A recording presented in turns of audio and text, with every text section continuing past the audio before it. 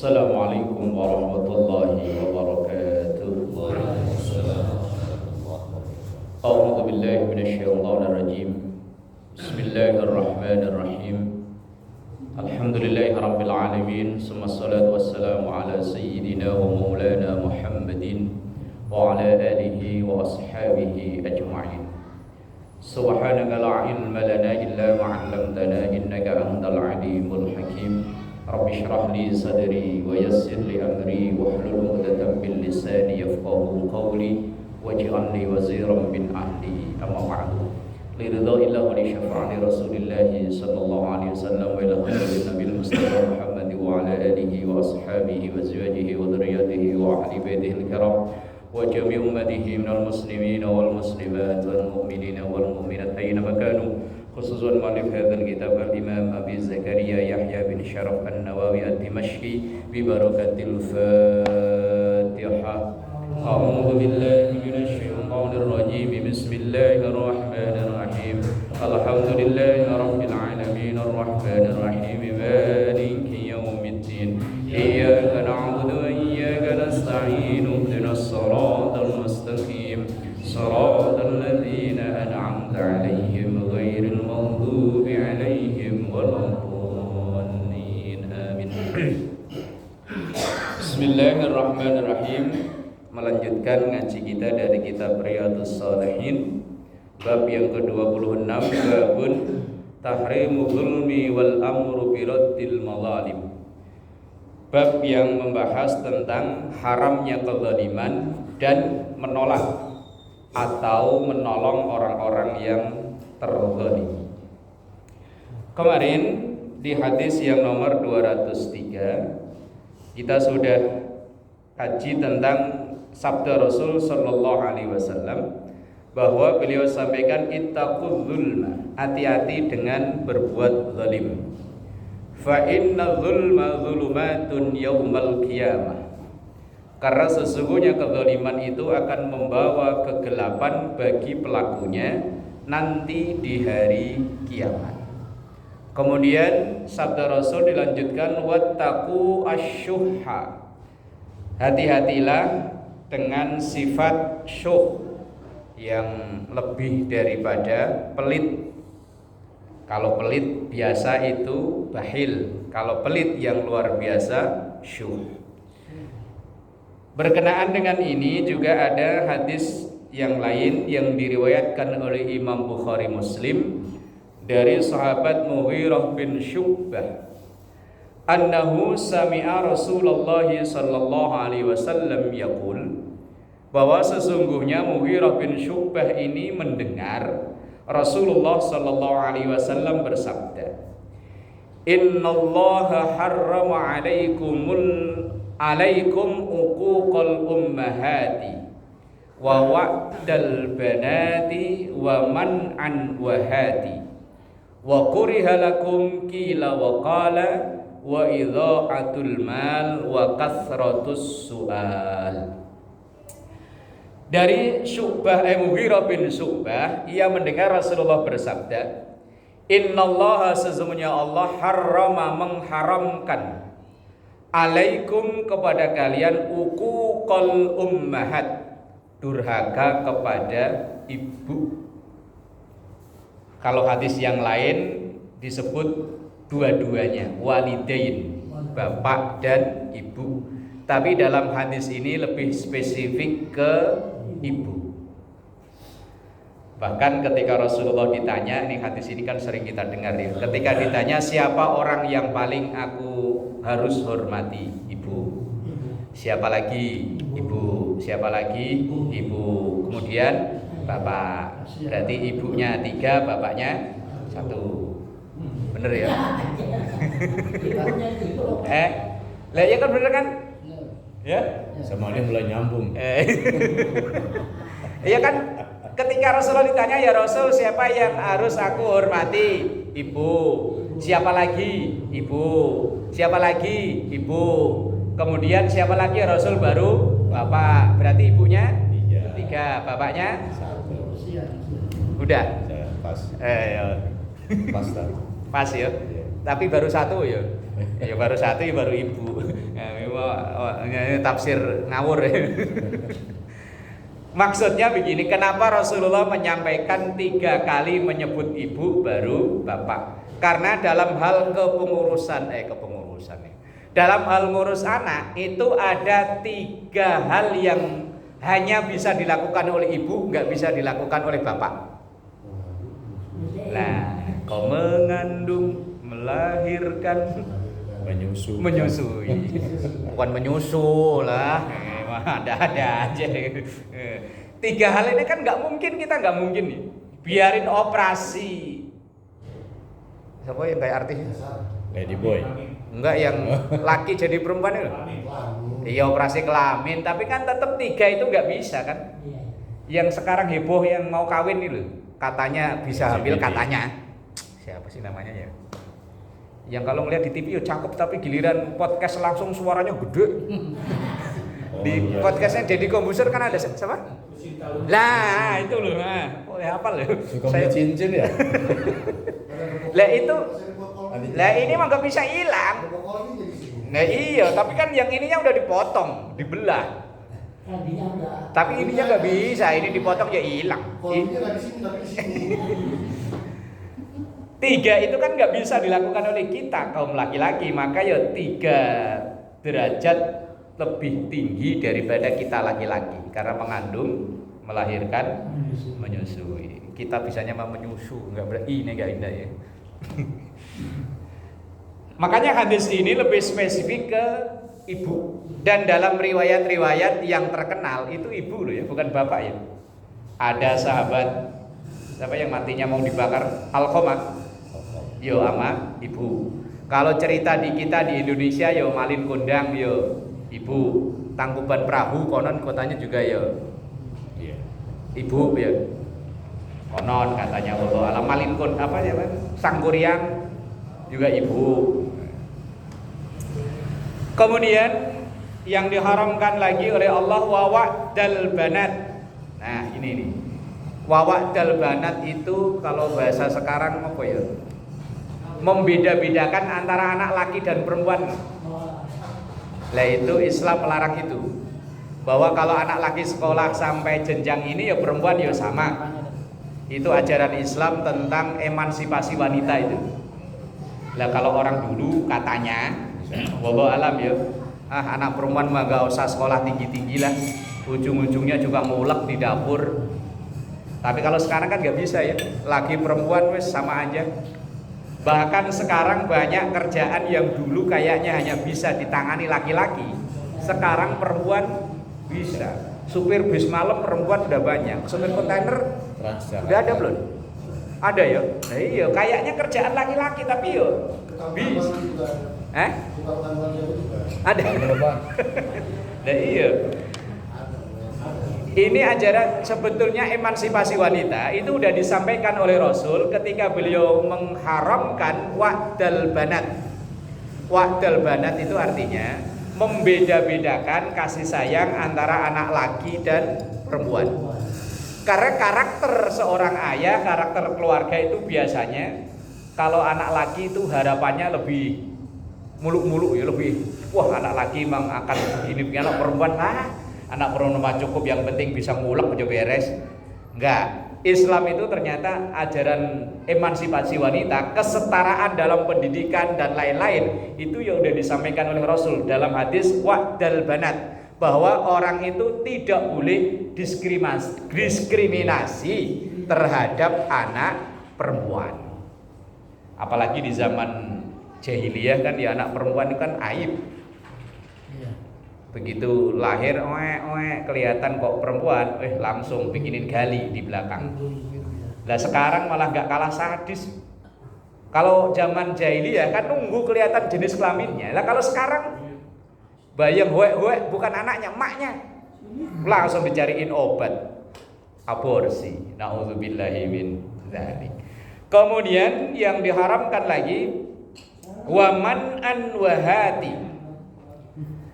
Waman an wahati itu man-an itu terlalu pelit, kalau wahati terlalu apa itu? Terlalu royal. Rasulullah itu Beliau bilang jangan terlalu pelit, yo jangan terlalu royal. Royal bahasanya ya. Boros. Man'an itu terlalu menahan harta yang ia punya. Wahati terlalu wer. Lah yo sederhana saja.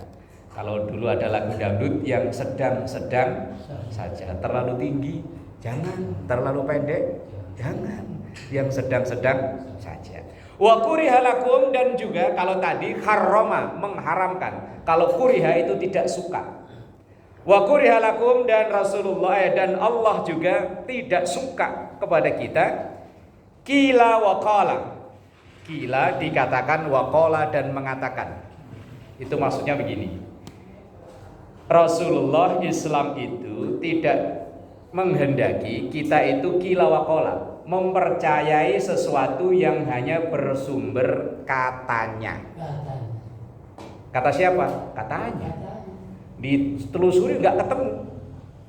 Jangan duduk depan pintu. Katanya kalau ada yang lamar balik lagi. Ya memang kealang mau masuk nggak bisa.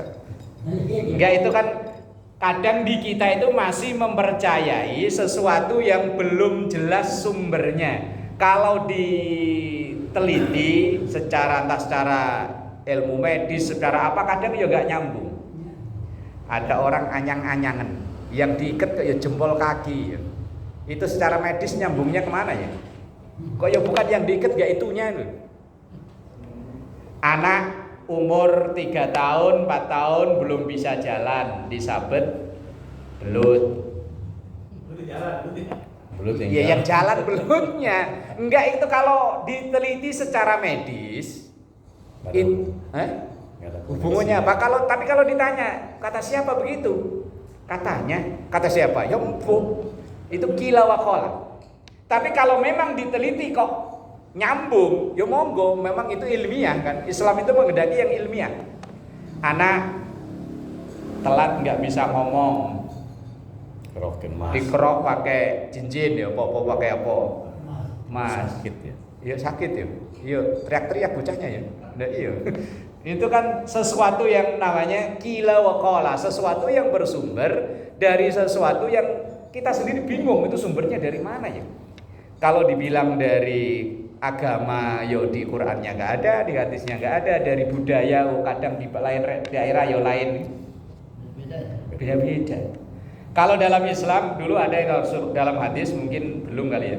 Ada Rasulullah itu melarang tatoyur. Tatoyur itu budaya jahiliyah dulu ketika mereka akan berangkat berniaga dagang.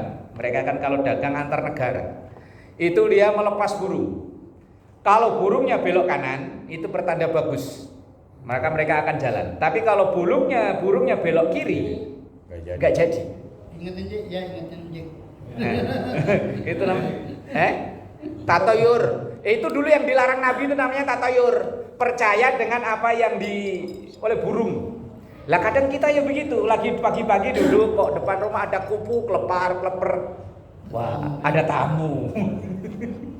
Ini kan kan tatoyur itu namanya kan, mempercayai sesuatu yang hewan yang wallahu alam lah. Lah kalau hanya sebagai pertanda ya monggo-monggo aja. Maksudnya pertanda itu begini. Sesuatu yang sudah terjadi berulang-ulang, kemudian kita ingat. Biasanya kalau ada begini, itu begini. Kalau orang tua dulu biasanya kalau ada semut, kalau orang Jawa dulu bilangnya semut gerayah, semut hitam tapi yang enggak gigit, enggak gatal itu. Itu kalau pada keluar dari tanah, wah ini sebentar lagi kok mau hujan.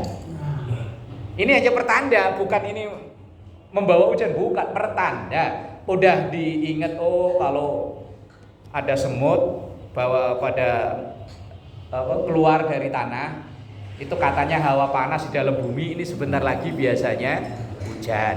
Kadang biasanya kok gerahnya rekep gak ada angin, oh mau hujan. Nah ini hanya pertanda, tapi jangan percaya 100%. Ya itu yang gak dikehendaki oleh Islam. Qila wa qala. Kemudian wa idha'atul mal. Nah kayak tadi idha'atul mal itu membuang-buang rezeki. Tapi sebetulnya ya, bagi kita yang bisa menyikapi istilah membuang-buang itu aslinya enggak. Misal kita minum teh, minum kopi, apa susu enggak habis, kemudian kita buang ke tanah. Lah itu kan jadi rezekinya semut ya. Aslinya kan enggak ada yang mubazir kan, jadi rezekinya semut. Kadang misalnya anak yang seumuran segitu atau di bawah lagi kan sedemennya jajan aja, dimakan juga enggak. Yo, mungkin ketika makanan itu dibeli, paling tidak kan ya yang jualan dapat untung ya. Wong kadang ada orang yang idealisnya tinggi, kalau dia dagang lebih senang dagangannya dibeli daripada kita beli kembaliannya suruh ngambil. Ini saya pernah ngalami langsung, Pak. Waktu dari Kelapa Gading mau nyebrang Rawangun dulu, kan ada lampu merah tuh. Apa sih namanya, jalan kayu putih apa ya? Bukan hutan kayu putih yang dari Kelapa Gading terus mau nyebrang ke arah Rawangun itu. Nah, di situ kan ada lampu merah, di situ banyak dagang. Di situ ada, mohon maaf, bapak-bapak yang kakinya sebelah. Dia jualan air yang digendong di perut. Saya berempat sama temen di mobil. Maksud saya beli air dua yang botol itu kan cuma 3.000-an, 6.000. Uang saya 20 ya Pak, kembalinya buat Bapak. Dia malah marah. Saya bukan peminta-minta, saya pedagang. Ini kembalian yuk, harus saya kembalikan. Waduh, ini seumur-umur baru ini saya ketemu itu. Biasanya kalau kembalian dikasih, alhamdulillah makasih Mas. Kadang orang yang utuh, nggak cacat, aja pura-pura cacat untuk ngelabui supaya kasihan. Lah ini mungkin kayaknya asli cacat, pakai celana pendek nih, pakai tongkat, kemudian pakai ini. Iya, dikembalikan nggak? Berarti kan dia lebih senang dagangannya dibeli daripada dikasih uang. Lah ketika kita beli, entah kita minum, entah kita makan, paling nggak bantu dia dagang. Karena ada mungkin orang yang idealisnya tinggi kayak begitu. Nah ya kan, idealisnya tinggi. Bisa juga ada kelainan itu. Oh ya wallahu a'lam. Cuman kata teman-teman yang di mobil, saya juga sama baru nemu orang begini. Biasanya orang itu malah yang normal aja pengen pura-pura cacat supaya minta-minta di perapatan dikasihani. Lah ini kok malah orang yang asli cacat dikasih duit nggak mau. Bukan dikasih duit, dikasih kembaliannya loh. Udah kembalinya buat Bapak. Enggak. Saya dagang. Ini kembalian ya tetap kembali. Ya wis lah. Nah, ini wa idza'atul mal, kemudian yang tidak disenangi oleh Rasulullah sallallahu alaihi wasallam wa kasratus su'al. Banyak nanya. Soal itu bisa diartikan nanya, bisa diartikan minta. Banyak minta ya enggak disenangi, banyak nanya ya enggak disenangi. Bani Israel itu sampai kesulitan ketika mau nyembelih sapi itu kan gara-gara kebanyakan nanya. Ketika terjadi itu kan berawal dari terjadi kasus pembunuhan. Orang kaya raya tapi nggak punya ahli waris. Keponakannya itu pengen menguasai harta itu, lah ditungguin kok nggak mati-mati. Wah, akhirnya dibunuh itu saudaranya. Begitu dibunuh, dia sendiri yang nyari woro-woro, lapor ke Nabi Musa. Nabi Musa, ini saudara saya yang kaya raya terbunuh, ini saya minta keadilan. Makanya kadang kalau orang yang teriak-teriak malah dia pelakunya. Iya. Lah kan ada yang teriak bid'ah, berarti dia pelakunya. Lah yang teriak bakso kan ya tukang bakso, yang teriak somai, dia tukang somai. Lah yang teriak bid'ah berarti ya tukang bid'ah. Lah yang teriak sate, dia tukang sate. Lah kita yang bukan tukang sate teriaknya kalau mau beli doang. Lah orang itu kemudian setelah membunuh saudaranya yang kaya itu lapor minta keadilan ke Nabi Musa. Lah Nabi Musa awalnya bingung, nggak ada CCTV, nggak ada apa. Akhirnya yos namanya Nabi, asal ada masalah ya ditolong sama Allah. Musa itu bilang ke orang itu suruh nyembelih sapi. Itu seandainya dia saat itu langsung nyembelih sapi, nggak repot. Yang penting pokoknya sapi. Lah dia nanyanya kebanyakan. Musa, yang saya sembelih ini sapi laki, cewek apa cowok? Yang cewek, ya udah harus membatas lagi. Oh, yang udah pernah kawin apa yang masih perawan? Perawan, udah kan makin sempit kan. Yang udah pernah dipakai buat bajak sawah apa belum? Belum. Yang paling terakhir, yang paling susah, yang warnanya apa Musa? Nabi Musa asal ngomong, sofro. Sofro itu kuning keemasan. Lah nyari sapi kuning keemasan di mana? Lah kalau Nabi Musa bilang hitam, gampang nyarinya. Ada ya sapi hitam ya? Ada ya? Oh, putih banyak. Lah Musa bilangnya sofro. Sofro itu kuning keemasan. Wah, akhirnya si orang Yahudi tadi kebingungan, Pak, nyari sapi kuning keemasan. Dicari, akhirnya ketemu. Entah mungkin kalau kasusnya di Jakarta ketemunya di Pandeglang mau di mana sono. Yang punya anak yatim dipiara itu sapi dari kecil. Dia bilang begini, sapi saya jual tapi dengan emas seberat sapi ini. Wah, akhirnya dia karena udah terlanjur gengsi, Pak, harta pamannya yang pengen dikuasai dijual semua, dibeliin emas. Akhirnya dia gak dapat apa-apa. Begitu sapi dibeli, disembelih, buntutnya diambil apa Nabi Musa, dipukulkan ke yang meninggal, ngomong, siapa yang bunuh kamu? Ya itu ponakan saya. Selesai. Itu orang Yahudi tadi, seandainya dia itu disuruh nyembelih sapi langsung potong, yang penting sapi. Lah dia kebanyakan nanya. Ini pernah kasus terjadi anak santri. Anak santri itu biasanya momen-momen tertentu itu diijazai amalan sama kiai.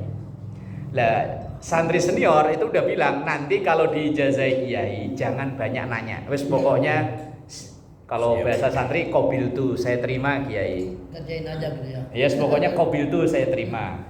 Lah ini ada santri yang karakternya kayak karakter Yahudi itu.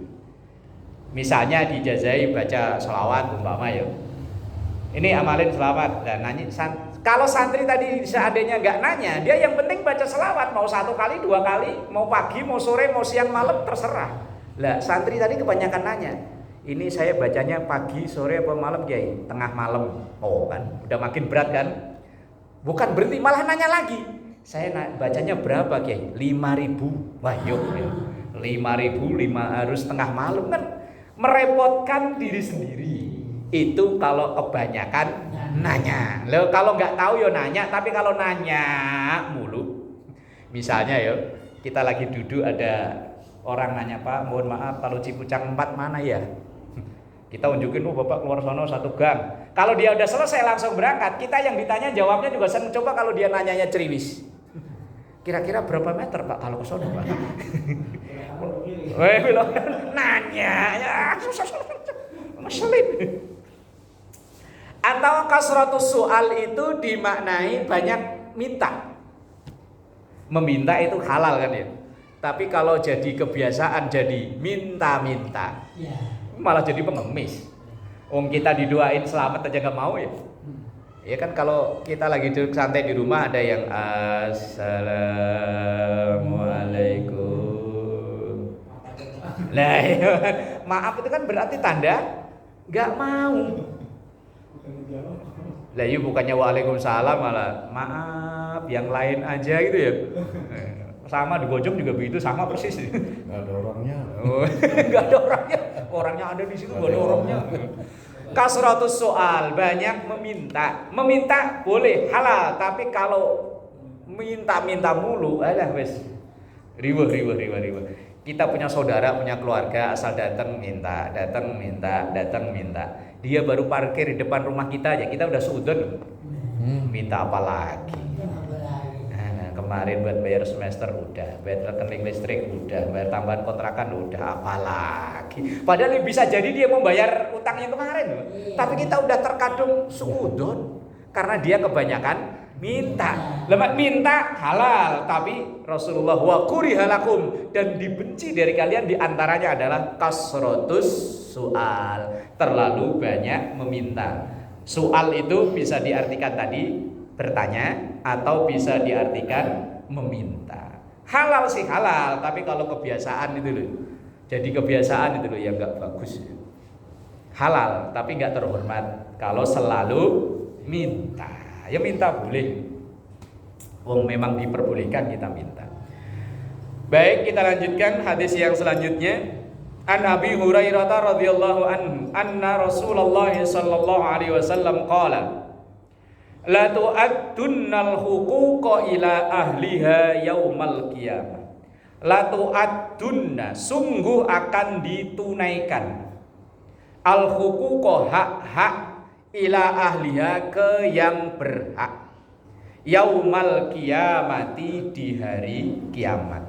Sungguh akan diterapkan seadil-adilnya pada saat hari kiamat. Hatta sehingga yuqadali syatil jaljai minasyatil qurona, sehingga ini keterangannya, seandainya ada kambing yang bertanduk dan kambing yang enggak bertanduk. Misalnya kambing yang enggak punya tanduk kok diseruduk sama yang bertanduk kemudian mati. Nanti di akhirat kambing dua-duanya itu akan hidupkan kembali untuk balas. Habis itu selesai. Sampai segitunya. Apalagi yang mau urusan dengan manusia. Maka ketika acara halal bihalal atau mungkin biasanya khutbah Jumat atau khutbah Idul Fitri, itu hadis ini sering dibaca. Atadruna manil muflis. Rasulullah ketika bertanya, tahu nggak kalian siapa orang yang muflis? Bukan mukhlis, pakai fa, muflis. Kalau mukhlis artinya orang yang ikhlas, tapi kalau muflis pakai fa, mim, fa, lam, yaksin. Muflis artinya bangkrut. Rasulullah bertanya, siapa orang yang bangkrut itu? Para sahabat menjawab, seseorang yang tidak punya harta, nggak punya duit dan lain-lain, itu orang yang bangkrut. Rasulullah menjawab, bukan itu maksudnya.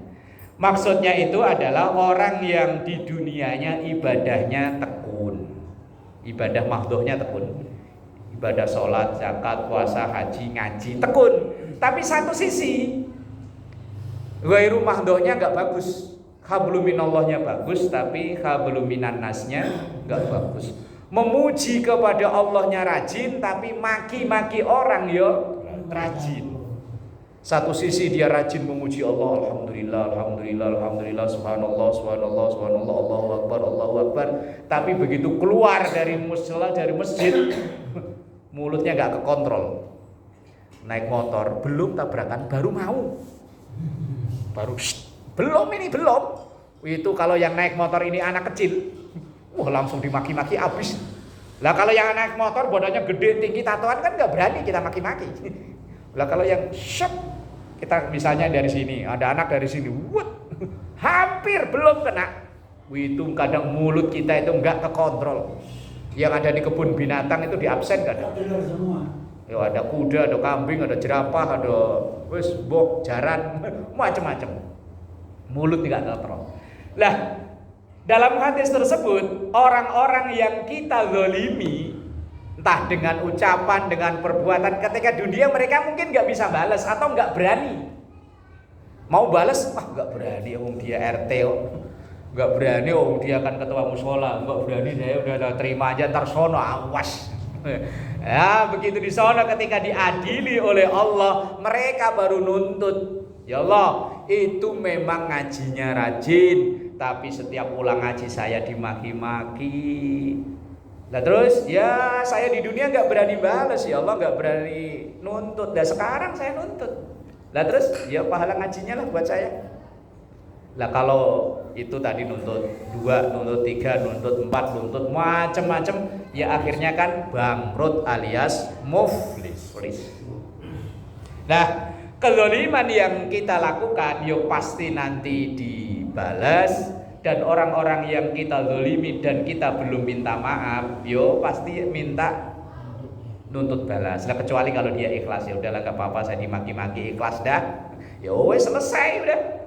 Nah, makanya ada budaya halal bihalal, budaya saling memaafkan. Paling tidak kita selesai ngaji, selesai sholat kita salaman. Walaupun mulut kita nggak mengucap maafin ya, secara tidak langsung ketika kita salaman ada simbol saling memberi dan meminta maaf. Ya siapa tahu saya ngoceh begini, ada yang kesinggung, lah kan bisa jadi tuh ya. Nah, ketika selesai salam-salaman, wis tanda itu saling memaafkan. Kita jamaah. Kadang permasalahan malah timbul ketika sholat jamaah ya. Gara-gara sebelah kakinya kurang mepet diinjak, wah akhirnya berantem lah. Selesai kok nggak mau salaman. langsung ngacir kabur katanya bid'ah. Loh, nanti di akhirat awas lo kemarin nginjek kaki saya. Di dunia saya nggak bisa balas. Sono ntar sholat lu gua minta. Makanya kita selesai salam-salaman. Habis tinju aja salam-salaman, masa habis sholat ke salam-salaman gak boleh ya. Nah iya, pemain bola itu habis main bola, walaupun kadang ya tonjok-tonjokan apa, kalau bola Indonesia kan gitu ya. Kalau kita nonton bola Indonesia itu kan sekalian nonton pencaksilat masalahnya. Lah selesai aja kadang salam-salaman loh, masa habis sholat mau salam aja gak boleh ya Allah. Begitu amat ya orang ya. Mau salaman gak boleh tapi buka HP boleh. Coba aja lihat di YouTube orang yang teriak-teriak salaman gak boleh tapi begitu assalamualaikum set buka HP. Yes. Ini berarti yang gak boleh cuma salaman, kalau buka HP boleh. Ngopi boleh Seth? Boleh, monggo makanya ngopi. Ngopi dulu Seth. Ngopi Pak Tamrin, nah boleh kok. Pak Jai mau nambah? Udah duluan. Lah maka ketika kasus maksudnya tadi itu loh yang kambing gak bertanduk kok diizinkan oleh Allah untuk hidup kembali, balas kemudian habis itu jadi debu, maka orang-orang kafir, orang-orang yang berbuat zalim menyaksikan itu, timbullah penyesalan. Timbul penyesalan yang di akhir surah An-Naba itu. An-Naba jarang kita baca ya. Yang amma yatasaalun anin nabail azim. Itu di ayat yang paling terakhir itu adalah penyesalan orang-orang yang berlaku zalim, penyesalan orang-orang yang seperti itu. Dia bilang wa yaqulul kafiru ya laitani kuntu turaba. Ya Allah, seandainya saja saya bisa kayak itu, bisa langsung selesai jadi debu, udah gak ada urusan lagi. Betapa senangnya saya, tapi udah gak bisa. Ya wes, pokoknya tinggal hitung-hitungan. Kalau memang baik ya ashabul yamin, kalau ini ya ashabus shimal. Bismillahirrahmanirrahim. Hadis yang selanjutnya, Ani bin Umar radhiyallahu anhu qala. Dari sahabat Ibnu Umar namanya Abdullah bin Umar. Kunna natahaddatsu an hajjatil wada. Kunna kami, ini cerita Abdullah bin Umar bercerita. Kami ngobrol-ngobrol dengan sahabat lain tentang haji wada. Haji wada itu haji yang terakhir yang dijalani oleh Rasulullah. Setelah bulan haji Muharram, Safar, Rabiul Awal beliau wafat.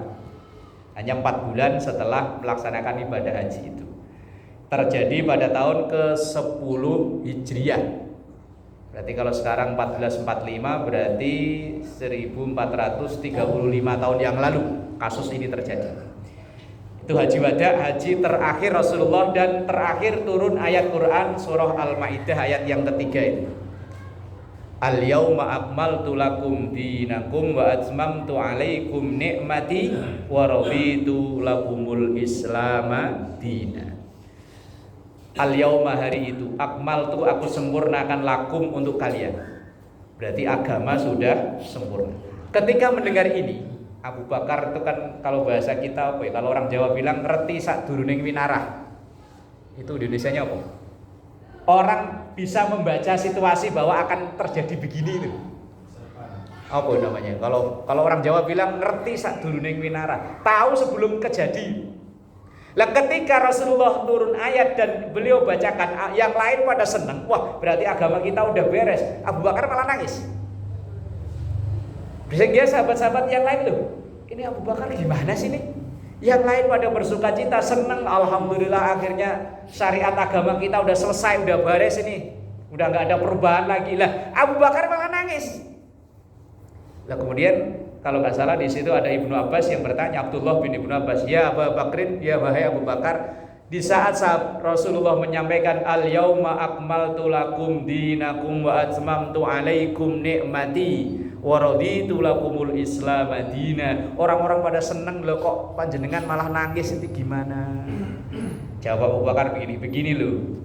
Orang kalau punya tugas, kok tugasnya sudah sempurna, Berarti kan tugasnya sudah selesai. Kalau tugas selesai berarti kan yo orangnya akan pergi. Kalau ini wahyu udah selesai, berarti Rasulullah tugasnya sudah selesai, maka Rasulullah akan kembali ke pemiliknya alias meninggal. Itu cerdasnya Abu Bakar. Akhirnya begitu mendengar jawaban Abu Bakar kayak begitu, sahabat yang lain, oh iya ya, pada nangis juga. Ya Allah, berarti nggak lama dari ini Rasulullah pasti akan wafat. Bener. Itu terjadi pada bulan Dzulhijjah, bulan haji. Kemudian habis Dzulhijjah kan Muharram, habis Muharram Safar, habis Safar Rabiul Awal. Kita kan nggak hafal masalahnya ya. Kalau Januari, Februari, Maret, April hafal. Masalahnya kita bayar listrik, bayar air, bayar bukan pakai Rabiul Awal, pakainya Januari, Februari, Maret. Coba kalau bayar air, bayar listrik pakai Muharram, Safar, hafal. Kalau di kampung saya Pak masih banyak sekolah-sekolah yang memakai itu. Pokoknya awal tahun ajaran baru itu Syawal. Itu masih banyak sekolah-sekolah yang pakai begitu. Yang Januari, Februari biasanya ya sekolah-sekolah negeri. Kalau yang sekolah-sekolah pesantren masih pakainya ya. Makanya orang-orang tua masih banyak yang pada apal. Anak-anak ya apal, anak sekolah iuran bulanan. Dzulhijjah belum bayar. Ingat lah, kalau kita kan Dzulhijjah ingatnya cuma di musola ada sapi berapa gitu yang diingat. Lah ketika Rasulullah menyampaikan ayat tadi itu, ya Abu Bakar nangis, akhirnya yang lain juga nangis dan menyadari ya Allah, enggak lama lagi Rasulullah pasti akan berpisah dengan kita. Kemudian begitu masuk akhir bulan Safar,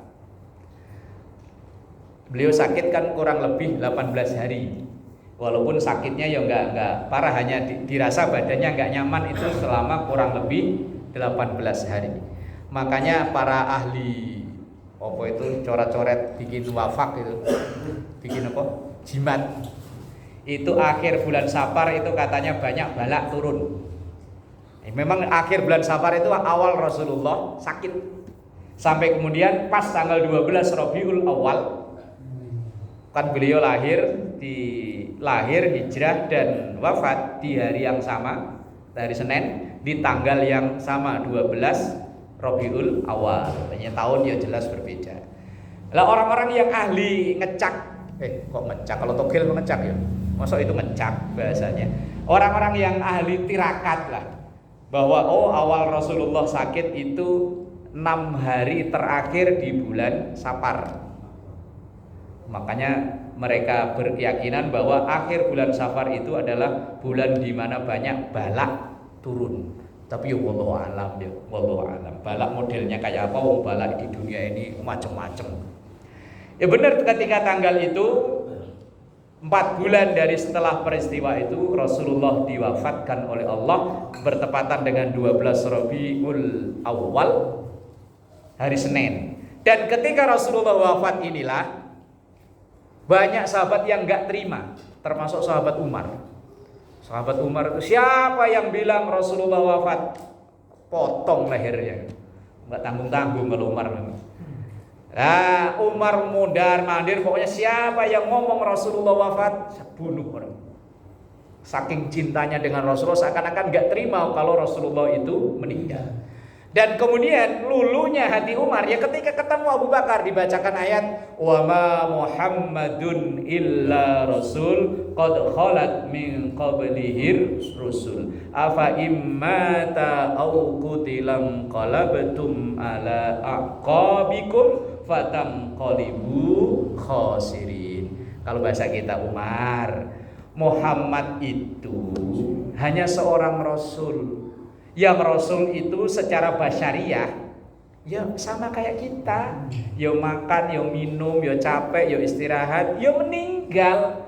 Lalu apakah ketika Rasul meninggal atau seandainya dulu kok terbunuh, apakah kamu akan balik jadi kafir lagi? Yang maha hidup hanya Allah. Kalau Rasul secara basyariah dari sisi kemanusiaan sama kayak kita. Ya makan, ya minum, ya capek, ya berumah tangga, ya haus. Kalau haus minum, silahkan Pak minum. Kalau haus, kalau enggak ya wis lanjut. Akhirnya sahabat Umar baru luluh, akhirnya oh iya ya, yang maha hidup Hayyu ya Qayyum hanya Allah. Rasulullah adalah utusan Allah, bukan anak Allah, bukan Allah maka ya bisa meninggal. Itu Rasul sallallahu alaihi wasallam. Wallahu a'lam bis-shawab. Al-Fatihah. A'udzu billahi minasyaitonir rajim. Bismillahirrahmanirrahim.